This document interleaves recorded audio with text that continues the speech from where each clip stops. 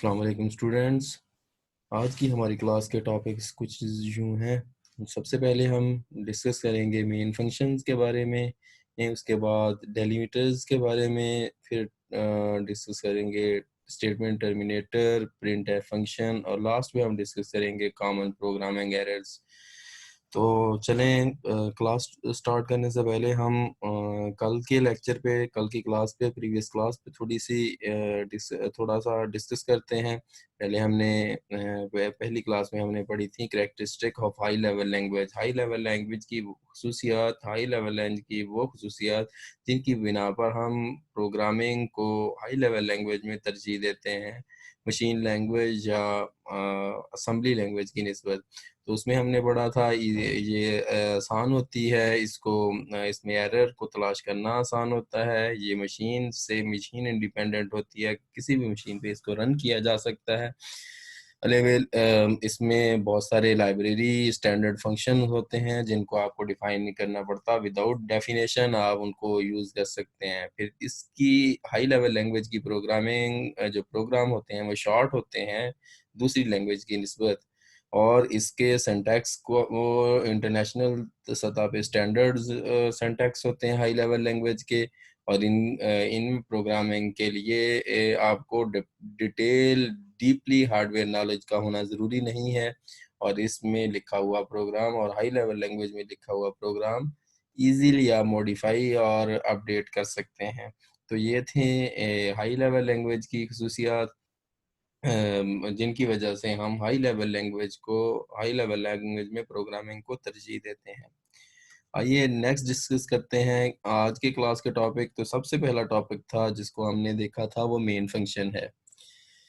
Main function किसी भी C program का ज़रूरी हिस्सा होता है। इसके बगैर सी लैंग्वेज का प्रोग्राम मुकम्मल नहीं हो सकता। मेन फंक्शन स्टार्ट होता है वाइड से।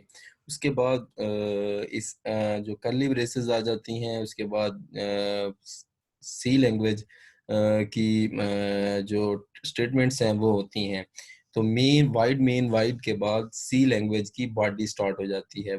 मेन वाइड से सी लैंग्वेज का मेन फंक्शन शुरू होता है, और मेन फंक्शन की बॉडी कर्ली ब्रेसेस से शुरू होती है और कर्ली ब्रेसेस पे ही एंड होती है।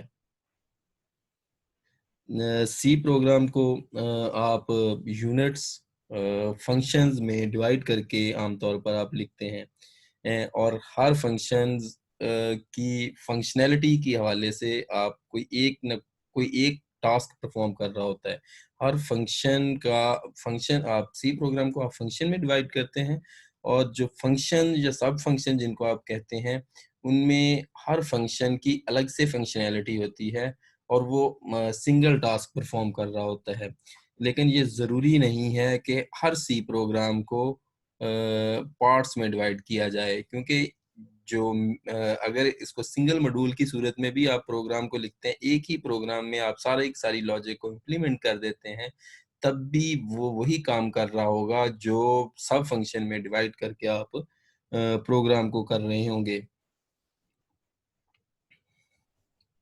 इसके बाद मेन फंक्शन की कर्ली ब्रेसेस के बाद बॉडी शुरू हो जाती है।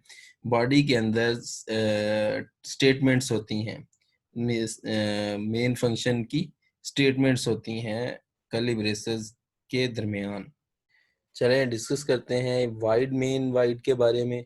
ये जो मेन फंक्शन से पहले एक वाइड है और एक ब्रेसेस के अंदर वाइड है, इनके बारे में डिस्कस करते हैं। जैसा कि हम जानते हैं कि हर फंक्शन कोई सिंगल वैल्यू रिटर्न कर रहा होता है और कोई वन और मोर वैल्यू एक्सेप्ट कर रहा होता है, आर्गुमेंट एक्सेप्ट कर रहा होता है। तो जहाँ पे मेन फंक्शन में हमने मेन वाइड लिखा हुआ है, तो फर्स्ट वाइड का मतलब ये है कि ये मेन फंक्शन कोई वैल्यू रिटर्न नहीं कर रहा, ये खाली है, मतलब रिटर्न कोई वैल्यू नहीं कर रहा, ये मेन फंक्शन। और उसके बाद मेन के बाद जो ब्रेसेस के अंदर वाइड है, इसका मतलब है कि मेन फंक्शन कोई आर्गुमेंट ले नहीं रहा। इस सेकंड वाइड का मतलब जो पैरेंथेसिस के अंदर है, ये डिस्क्राइब कर रहा है कि मेन फंक्शन कोई आर्गुमेंट एक्सेप्ट नहीं कर रहा। हालांकि मेन फंक्शन आर्गुमेंट एक्सेप्ट भी करता है और कोई ना कोई वैल्यू रिटर्न नहीं करता, लेकिन हमारी जो बुक है उसका स्कोप में ये चीज़ें शामिल नहीं हैं कि हम कोई ऐसा फंक्शन बनाएं जो कोई ऐसा मेन फंक्शन इस्तेमाल करे जो वैल्यू ले भी और वैल्यू रिटर्न भी करे। इसके बाद हम body of main function start करते हैं। जैसे कि मैं पहले बता चुका हूँ कि मेन फंक्शन की बॉडी कर्ली ब्रेसेस से शुरू होती है, इन कर्ली ब्रेसेस से शुरू होती है और कर्ली ब्रेसेस पे ही एंड होती है। तो मेन फंक्शन की बॉडी के अंदर सी लैंग्वेज की स्टेटमेंट होती है। कर्ली ब्रेसेस के बाद सी लैंग्वेज की स्टेटमेंट शुरू हो जाती हैं। सी लैंग्वेज में बहुत सारी स्टेटमेंट यूज की जाती हैं, जैसे प्रिंट एफ है, स्कैन एफ है, असाइनमेंट स्टेटमेंट है। तो ये सारी की सारी स्टेटमेंट क्या कर रही होती हैं, सी के प्रोग्राम की लॉजिक को इम्प्लीमेंट कर रही होती हैं। आगे हम जब पढ़ेंगे नेक्स्ट चैप्टर, तो उनमें हम इंशाल्लाह बहुत सारी स्टेटमेंट पढ़ेंगे जिनके मकासद, जिनके पर्पस, उनके इस्तेमालात हम इंशाल्लाह डिस्कस करेंगे।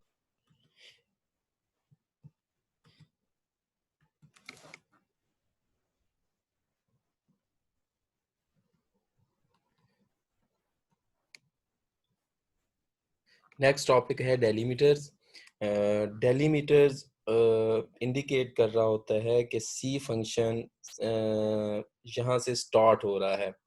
ये डेलीमीटर्स हैं। डेलीमीटर्स क्या शो कर रहे होते हैं कि ये मेन फंक्शन की बॉडी यहाँ से शुरू हो रही होती है। तो डेलीमीटर असल में ब्रेसेस होती हैं, कर्ली ब्रेसेस को डेलीमीटर्स कहते हैं। बिगनिंग कर्ली ब्रेसेस एक बिगनिंग में आती है बॉडी के मेन फंक्शन के और एक एंड पे आती है।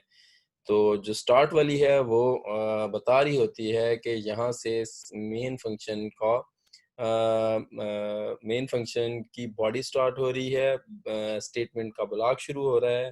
तो ये मेन फंक्शन के लिए भी इस्तेमाल होती हैं, दूसरे सब फंक्शन के लिए भी यही डेलीमीटर स्टार्ट होते हैं। ये बता रहे होते हैं कि यहाँ से building block of statement, building block of function इस्तेमाल किया जा रहा है। नेक्स्ट टॉपिक है स्टेटमेंट टर्मिनेटर। तो हर सी प्रोग्राम के एंड पे स्टेटमेंट टर्मिनेटर आता है। सी लैंग्वेज की हर स्टेटमेंट के एंड पे स्टेटमेंट टर्मिनेटर आता है। तो स्टेटमेंट टर्मिनेटर सेमीकोलन है सी लैंग्वेज में। तो जितनी भी सी लैंग्वेज की स्टेटमेंट होंगी, ये भला वो प्रिंट एफ हो, स्कैन एफ हो, असाइनमेंट स्टेटमेंट हो, या टाइप डिक्लेरेशन स्टेटमेंट हो, सारी की सारी स्टेटमेंट के एंड पे आपको सेमीकोलन इस्तेमाल करना होता है सी लैंग्वेज के प्रोग्राम के अंदर। नेक्स्ट है प्रिंटफ फंक्शन। प्रिंटफ फंक्शन सी लैंग्वेज में प्रिंटफ फंक्शन का मकसद होता है आउटपुट को स्क्रीन पे शो करना। तो यहाँ पे प्रिंटफ फंक्शन इस्तेमाल हुआ है, प्रिंटफ हेलो वर्ल्ड। तो इसका मकसद है स्क्रीन पे आउटपुट को शो करवाना।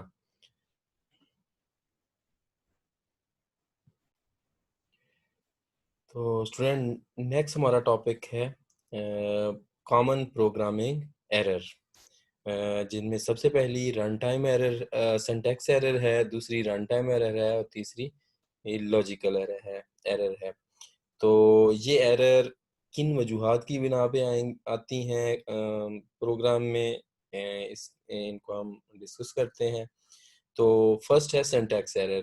सिंटैक्स एरर, अब जब आप सी लैंग्वेज में अगर सिंटैक्स एरर आती है, तो जब आप इसके सिंटैक्स की, सी लैंग्वेज के सिंटैक्स को वायलेट करते हैं, सी लैंग्वेज के जो रूल्स हैं उनको आप तोड़ते हैं, तो तब सिंटैक्स एरर आती है। सिंटैक्स एरर की बहुत सारी वजूहात हो सकती हैं। और दूसरी बात, सिंटैक्स एरर जब प्रोग्राम में आती है तो कंपाइलर जब ट्रांसलेट करने की कोशिश करता है मशीन लैंग्वेज में कोड को, तो तब ये एरर स्क्रीन पे शो हो जाती हैं। कंपाइलर प्रोग्राम को ट्रांसलेट तब तक नहीं करता जब तक आप सिंटैक्स एरर को प्रोग्राम से रिमूव नहीं कर देते। तो सिंटैक्स एरर की बहुत सारी वजूहात हो सकती हैं। रूल्स की खिलाफवर्जी तो हम बात कर चुके। तो इनकी वजूहात ये हो सकती हैं कि अगर आप स्टेटमेंट टर्मिनेटर मिस कर देते हैं, सेमीकोलन स्टेटमेंट के एंड पे आप नहीं इस्तेमाल करते, तब भी सिंटैक्स एरर आएगी। उसके बाद अगर आप वेरिएबल्स लेफ्ट साइड पे होना चाहिए और कांस्टेंट राइट साइड पे, जब असाइनमेंट स्टेटमेंट के अंदर ये रूल्स हैं। अगर आप लेफ्ट साइड पे कांस्टेंट को ले आएंगे और राइट साइड पे वेरिएबल को, तब भी सिंटैक्स एरर आएगी। वेरिएबल को विदाउट डिक्लेरेशन आप इस्तेमाल करेंगे, तब भी सिंटैक्स एरर आएगी। अगर आप डेलिमिटर्स को, कर्ली ब्रेसेस को या पैरेंथेसिस को मिस कर देते हैं कहीं पे, तब भी सिंटैक्स एरर आएगी। दूसरी एरर कौन सी है? Run time error.